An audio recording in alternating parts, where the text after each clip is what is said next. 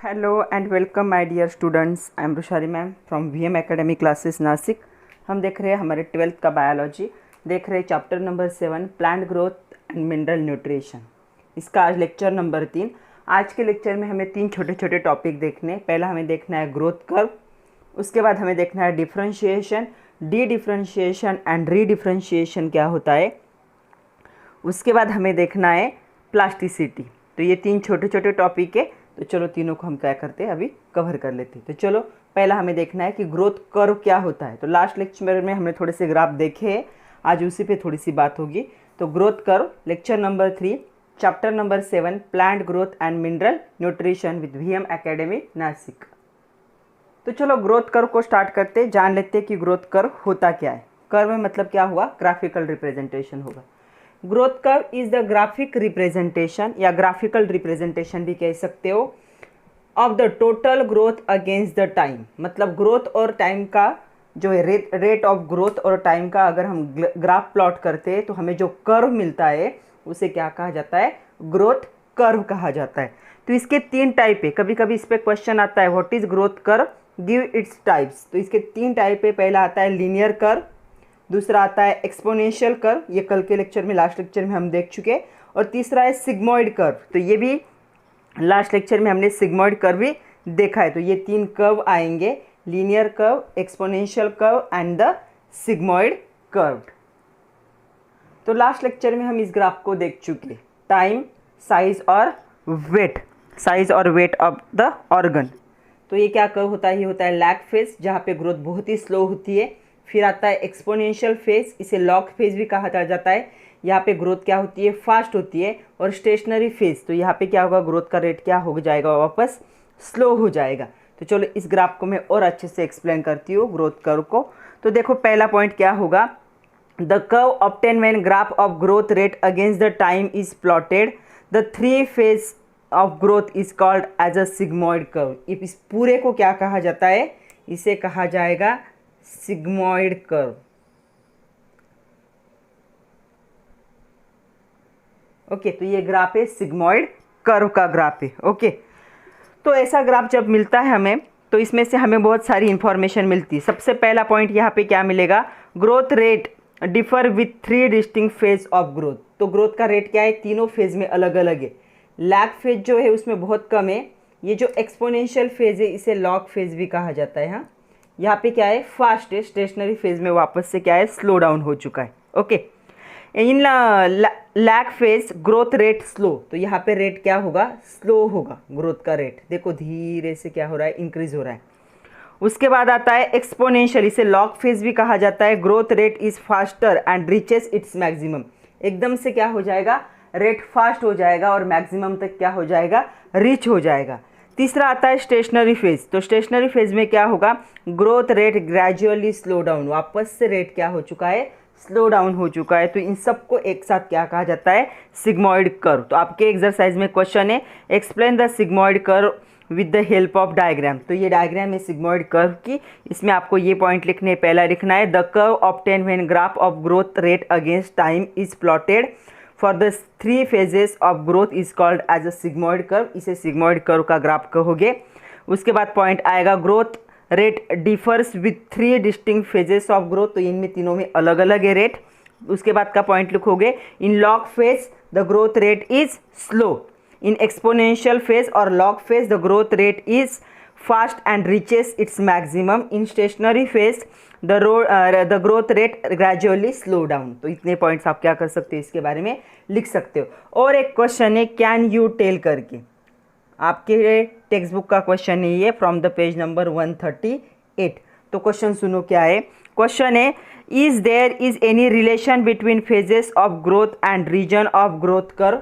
तो तीनों जो फेज है और ग्रोथ कर्व का कोई रिलेशन है कैसा पूछा है। Relation between phases of growth and the regions of growth curve can be observe in the graph showing sigmoid growth curve. तो ये ग्राफ क्या करता है, इसे एक्सप्लेन करता है। ये क्या एक्सप्लेन करता है कि लैग फेज में क्या होगा, रेट स्लो होगा। लॉग या एक्सपोनेंशियल फेज में क्या होगा, जो होगा फास्ट हो जाएगा, अपने मैक्सिमम तक रीच हो जाएगा, और वापस स्टेशनरी फेज में क्या हो जाएगा, स्लो डाउन होगा। तो ये रिलेशन है। उसके बाद और एक ग्राफ है आपके बुक में दिया हुआ है, देखो मैं इसे यहाँ ड्रॉ कर रही हूँ, ऐसे जे शेप वाला ग्राफ है ऐसे। ओके, तो यहाँ पे क्या है, ईयर्स दिया है उन्होंने, और यहाँ पे पॉपुलेशन साइज,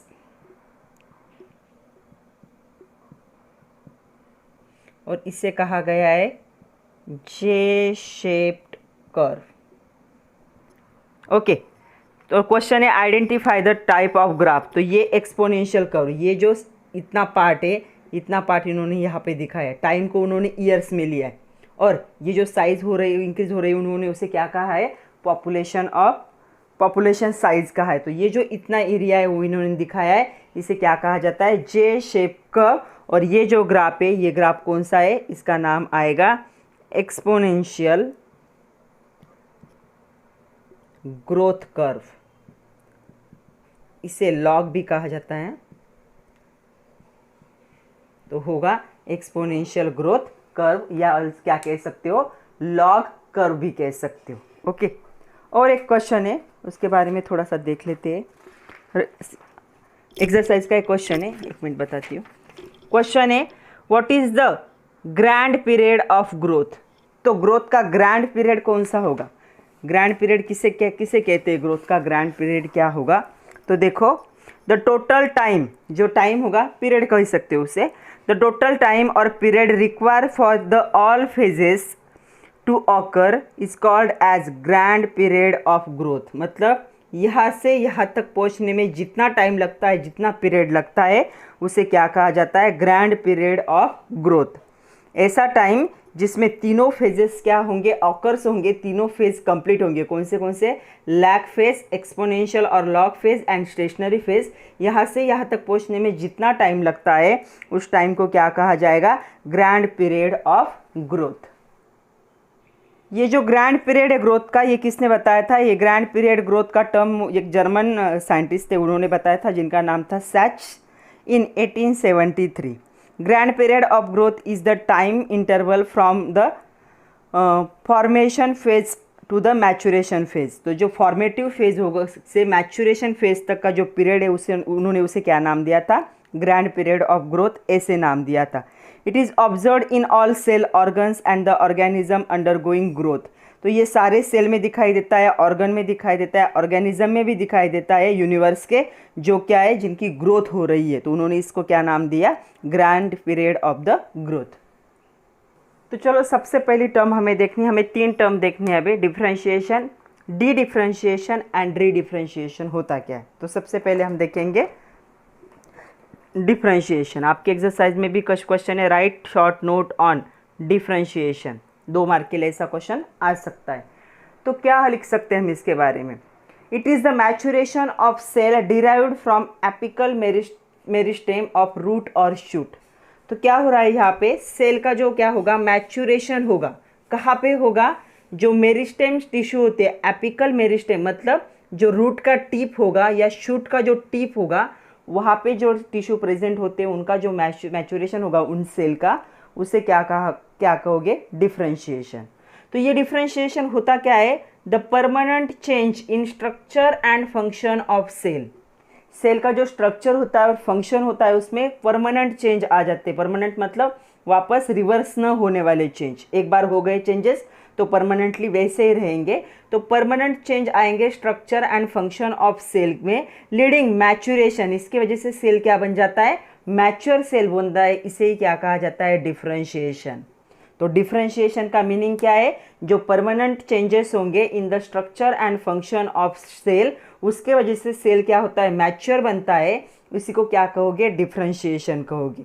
तो जो डिफरेंशिएशन प्रोसेस होती है, इसमें क्या होते हैं, cell undergo few to major, मतलब कुछ गिने चुने to major anatomical and physiological changes, मतलब उनके एनाटॉमी में भी चेंज आएंगे, उनके फिजियोलॉजी में, मतलब फिजिकल कैरेक्टर, इनर कैरेक्टर, दोनों कैरेक्टर क्या होंगे, उनके फंक्शन क्या होंगे, चेंज होंगे।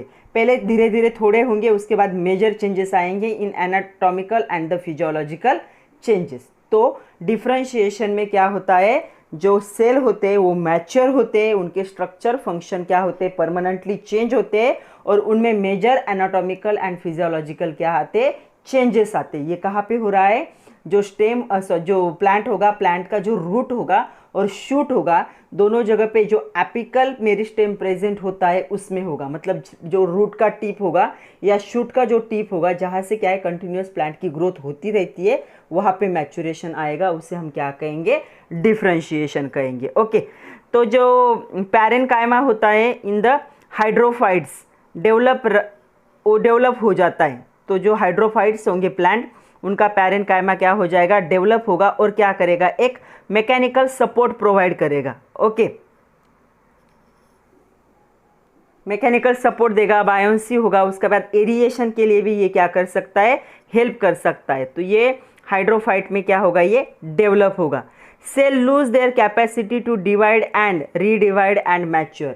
जब भी सेल मैच्योर होता है वो डिवाइड नहीं कर सकता, मतलब सेल डिवीजन तब पॉसिबल नहीं। तो सेल क्या करता है, जब भी सेल मैच्योर हो जाएगा, उसका डिवाइड होना, रीडिवाइड होना, ये जो कैपेसिटी होती है सेल की, ये क्या होती है, ख़त्म हो जाती है। वो अपनी ये कैपेसिटी लूज़ कर देता है जब भी वो मैच्योरेशन करेगा तब, क्योंकि उसके स्ट्रक्चर और फंक्शन क्या हो जाते हैं, चेंज हो जाते हैं। इसे क्या कहोगे, डिफरेंशिएशन। और एक फोर्थ पॉइंट आएगा, cell lose the capacity of divide and redivide and mature. जैसे ही मैच्योर होगा, डिवाइड और रीडिवाइड करने की, मतलब सेल डिवीजन करने की अपनी कैपेसिटी को वो क्या कर देगा, खो देगा, क्योंकि उसका स्ट्रक्चर और फंक्शन मैच्योरेशन की वजह से परमानेंटली क्या हो चुका है, चेंज हो चुका है। सेकंड हमें देखना है डी डिफरेंशिएशन, मतलब जो डिफरेंशिएशन हो चुका है वो रिवर्स हो जाएगा। ओके, तो क्या हुआ, हमने डिफरेंशिएशन में देखा कि सेल मैच्योर होता है और अपनी डिवाइड करने की कैपेसिटी को खो देता है। बट क्या होगा, कभी कभी देखो, इन लिविंग डिफरेंशिएटेड सेल, मतलब जो सेल क्या हो चुका है, मैच्योर हो चुका है, मैच्योर सेल की बात कर रहे, which has lost the capacity to divide, उसकी कैपेसिटी खत्म हो चुकी है डिवाइड की, क्योंकि उसका स्ट्रक्चर फंक्शन परमानेंटली क्या हो चुका है, चेंज हो गया है। May regain the same as per the need and divide. कभी कभी प्लांट को इतनी ज़्यादा ज़रूरत पड़ती है कि कोई सेल डिवीजन करने वाला नहीं होता, तो क्या करते, जो मैच्योर सेल है वापस क्या है, अपने ओरिजिनल स्टेट में जाते, फिर से क्या है, अपनी जो है डिवीजन करने की कैपेसिटी को वापस से गेन करते और क्या करते, सेल डिवीजन स्टार्ट कर देते। कौन से सेल, ऐसे सेल जो मैच्योर हो चुके हैं, जिनका ऑलरेडी डिफरेंशिएशन हो चुका है, जिनका ऑलरेडी परमानेंट स्ट्रक्चर और फंक्शन क्या हो चुका है, चेंज हो चुका है। तो क्या है, कभी कभी प्लांट को अगर ज़रूरत पड़े तो जो सेल अपना कैपेसिटी लॉस्ट कर चुके हैं डिवाइड का, वो क्या करते, रीगेन करते उस प्रॉपर्टी को, और एज पर द नीड। तो क्यों कर रहे हैं, क्योंकि प्लांट को ज़रूरत है, और फिर से क्या करते हैं, डिवाइड करना स्टार्ट करते। तो ऐसे जो परमानेंट मैच्योर सेल होंगे जो डी डिफरेंशिएशन करेंगे, उनको क्या कहा जाता है, again they are meristematic. Meristematic मतलब मेरिस्टेम जो था मेरिस्टेमेटिक हो जाते, मतलब वो सेल डिवीजन स्टार्ट करते। ओके, फॉर एग्जाम्पल इसका formation of the interfascicular cambium and the cork cambium from the parenchyma cell.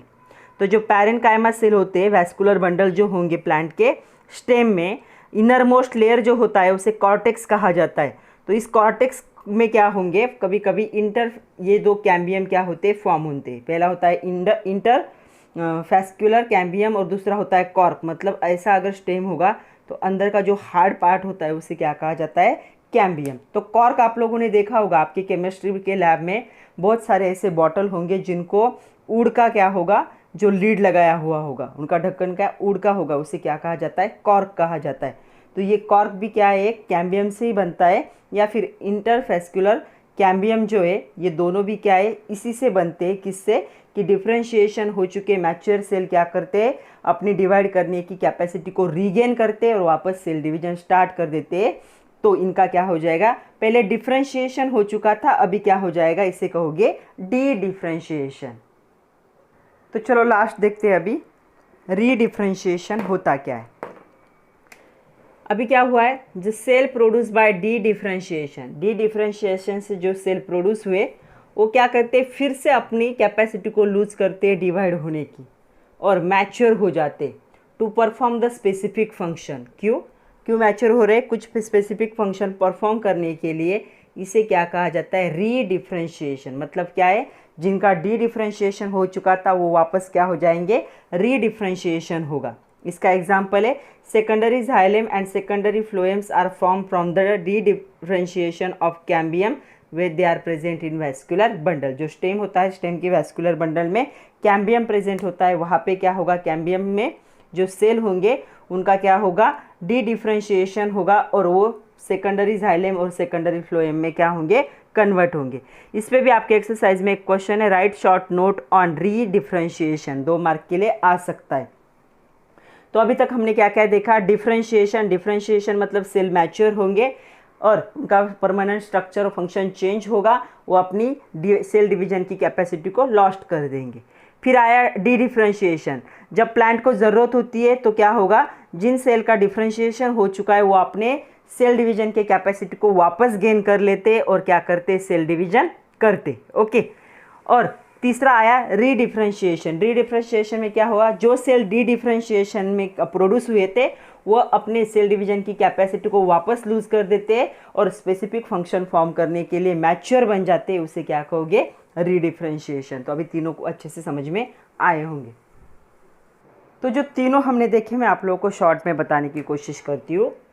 तो जो रूट था या फिर शूट था, उसके टीप में जो सेल प्रेजेंट थे वो सेल क्या करते, डिफ्रेंशिएशन करते। डिफ्रेंशिएशन मतलब वो मैच्योर बन जाते, तो डिफ्रेंशिएशन को क्या कहोगे, मैच्योरेशन। ओके, मैच्योरेशन के टाइप में पे क्या होगा, ये सेल डिवीजन को क्या कर देंगे, कैपेसिटी को लॉस्ट कर देंगे।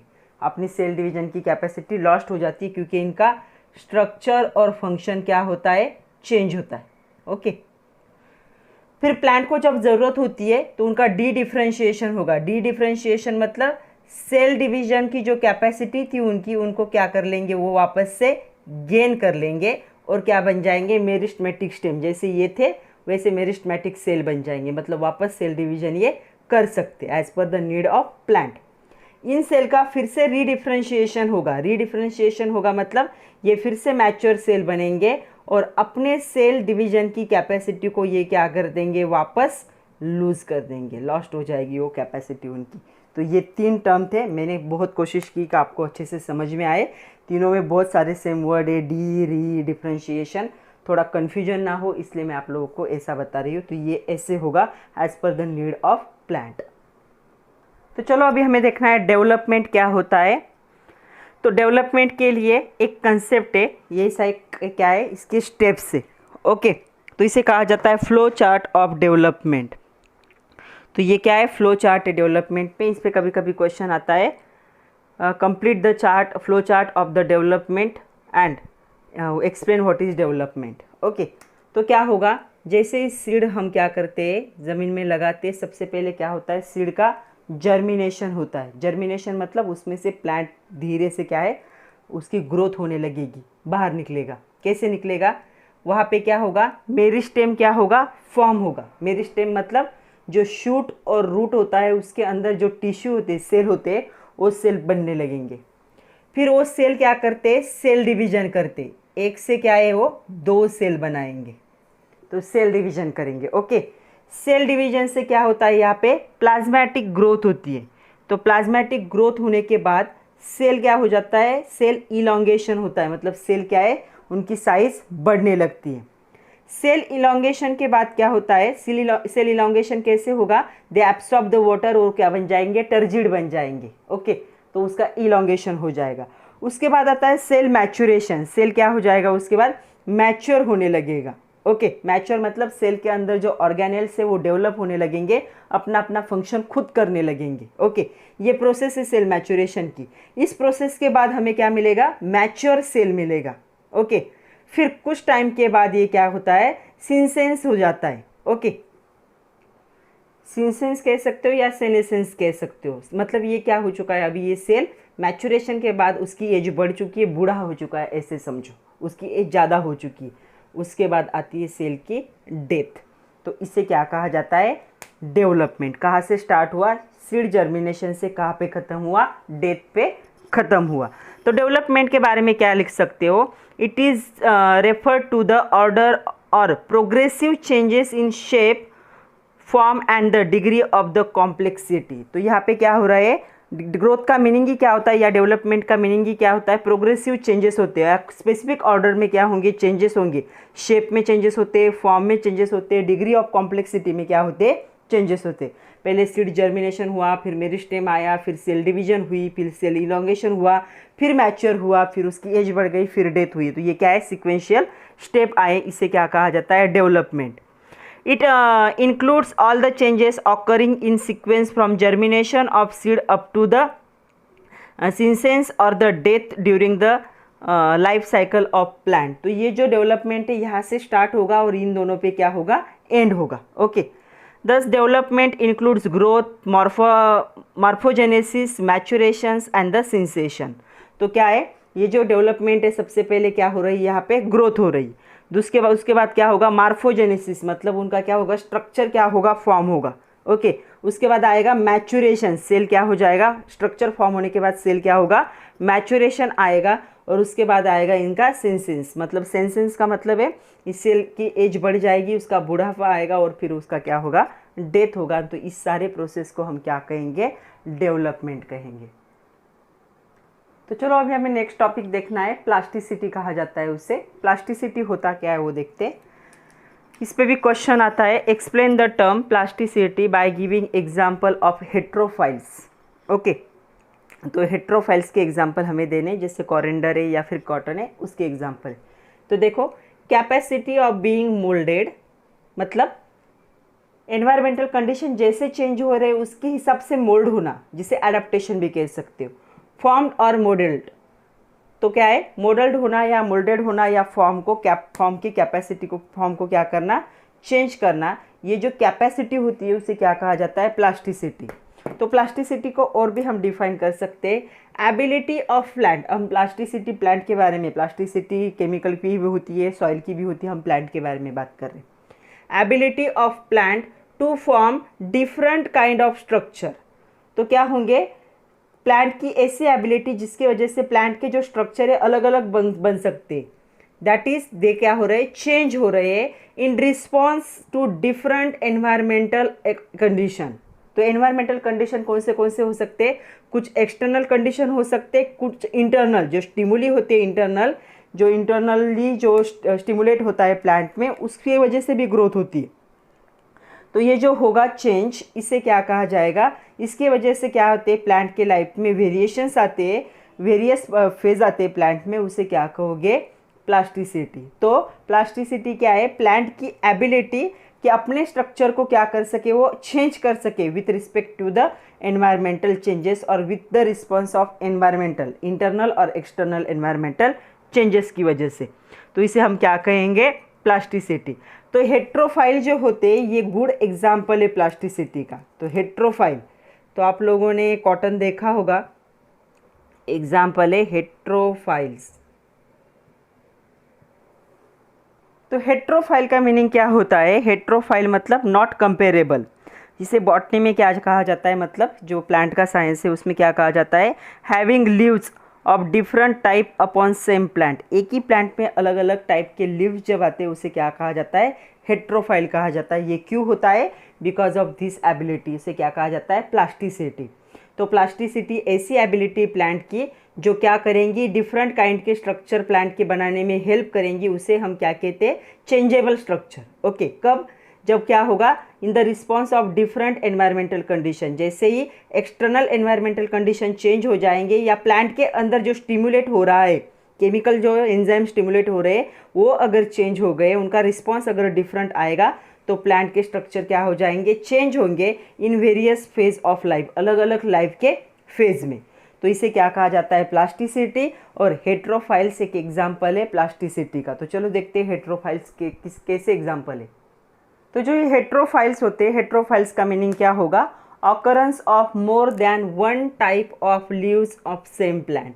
अलग अलग जो लाइफ के फेज होंगे, मतलब क्या है, जो जुवेनियल फेज होता है, मतलब जो सबसे न्यूली बॉर्न जो लीफ होगा वो, फिर अडल्ट हो जाएगा, फिर टेरेस्ट्रियल हो जाएगा, फिर और उसकी लाइफ की एक फेज़ आएगी। तो जैसे जैसे लाइफ के फेजेस चेंज होंगे, एक ही प्लांट पे क्या है, अलग अलग टाइप के क्या आते हैं, लीव्स आते हैं, तो उसे क्या कहा जाएगा, अलग अलग शेप के स्ट्रक्चर के, तो उसे क्या कहा जाएगा, हेट्रोफाइल।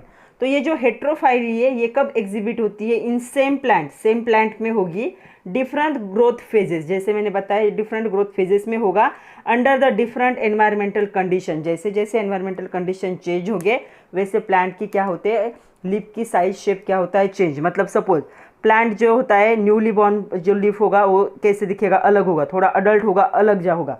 अगर अडल्ट होने के बाद वो धूप में चला जाएगा, एनवायरमेंटल कंडीशन चेंज हो गई तो उसका शेप चेंज हो गया। अडल्ट होने के बाद अगर वो पानी के एनवायरनमेंट में आ गया तो उसका फिर से शेप क्या हो जाएगा, चेंज होगा। इन सारे जो लीफ के शेप चेंज होते हैं, स्ट्रक्चर चेंज होते हैं, इसे क्या कहा जाता है, हेट्रोफाइल कहा जाता है। तो क्या होगा, मेनी प्लांट ऐसे होंगे जिनकी जुवेनियल स्टेज मतलब जो है न्यूली बॉर्न जो लीफ होगा वो स्टेज, एंड मैच्योर स्टेज क्या होगी, डिफरेंट फॉर्म लीव्स के दिखाएंगी सेम प्लांट पे। इसका एग्जांपल है heterophyll in the cotton and the coriander. तो कॉटन और कोरिएंडर आई होप आप लोगों ने देखा। कॉटन तो सब लोगों ने नहीं देखा होगा कॉटन का प्लांट, लेकिन धनिया कोरिएंडर तो सब लोगों ने देखा है। तो ये भी इसका एग्जांपल है। ये क्या है, इंट्रेंसिक दिखाते हैं। हेट्रोफाइल जो होता है इंट्रेंसिक होता है। ओके, तो ये जो होगा इंट्रेंसिक और एक्सट्रिंसिक दो टाइप के फैक्टर होते हैं। इंटरनली प्लांट को जो चेंज करते हैं उनको इंट्रेंसिक कहेंगे, और बाहर की कंडीशन एनवायरमेंटल कंडीशन जो चेंज करते हैं उनको क्या कहेंगे, एक्सट्रिंसिक कहेंगे। तो इंट्रिंसिक फैक्टर कौन से हो सकते हैं, इंट्रासेल्यूलर मतलब genetic and the intercellular factor, जैसे chemical stimulated in the plant, genetic factor हो सकते हैं, या जो केमिकल अलग अलग केमिकल प्लांट के अंदर क्या होते हैं, रेगुलेशन के लिए स्टिमुलेट होते हैं, वो क्या कर सकते हैं, इनको चेंज कर सकते हैं। एक्सट्रिंसिक फैक्टर क्या होते हैं, बाहर के फैक्टर क्या हो सकते हैं, लाइट हो सकता है, टेम्परेचर, वाटर, ऑक्सीजन, न्यूट्रिशन जो प्लांट को बाहर से दिया जाता है। तो दोनों फैक्टर इसके लिए रिस्पॉन्सिबल होते हैं, और इस एबिलिटी को क्या कहा जाता है, प्लास्टिसिटी कहा जाता है।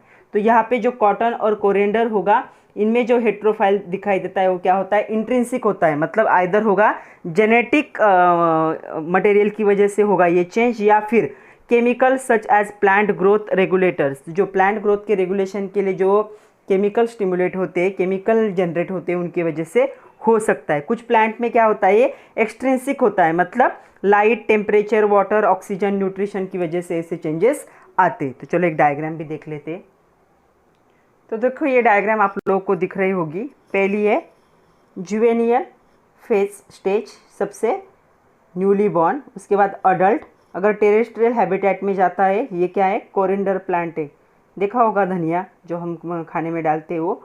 तो ये टेरेस्ट्रियल हैबिटेट में ऐसा हो जाता है स्ट्रक्चर, वाटर ज़्यादा हो जाए इस प्लांट को तो इसका प्लांट का स्ट्रक्चर ऐसे बनता है। मतलब सेम टाइप का प्लांट अलग अलग स्ट्रक्चर दिखाएगा अलग अलग एनवायरमेंटल कंडीशन में। और ये क्यों होता है, इंट्रिंसिक फैक्टर की वजह से, जैसे कि जेनेटिक कुछ होगा, इंट्रासेल्यूलर फैक्टर्स हो सकते हैं, या कुछ इंटरसेल्यूलर फैक्टर भी हो सकते हैं, जैसे कुछ केमिकल जो प्लांट ग्रोथ के लिए क्या है, रेगुलेटर के लिए, ग्रोथ रेगुलेशन के लिए स्टिमुलेट हुए, वो क्या है इसके लिए रिस्पॉन्सिबल हो सकते हैं। तो एक ही प्लांट है लेकिन अलग अलग क्या है उसके स्ट्रक्चर दिख रहे हैं लीफ के, जिसे हम कहेंगे प्लास्टिसिटी। और ये जो प्लांट है इसे कहा जाता है हेट्रोफाइल्स कहा जाता है। तो आज के लिए इतना ही था बच्चों। आज हमने 4 छोटे छोटे टॉपिक देखे। जो नेक्स्ट लेक्चर होगा उसमें हम देखेंगे ग्रोथ हार्मोन्स क्या होते हैं। एक बड़ा टॉपिक है ग्रोथ हार्मोन्स, तो हो सकता है उसे 2 लेक्चर भी लगे। तो ग्रोथ हार्मोन्स को हम डिटेल में देखेंगे। तब तक के लिए पढ़ते रहिए, खुद का ख्याल रखिए। Thank you very much my dear students.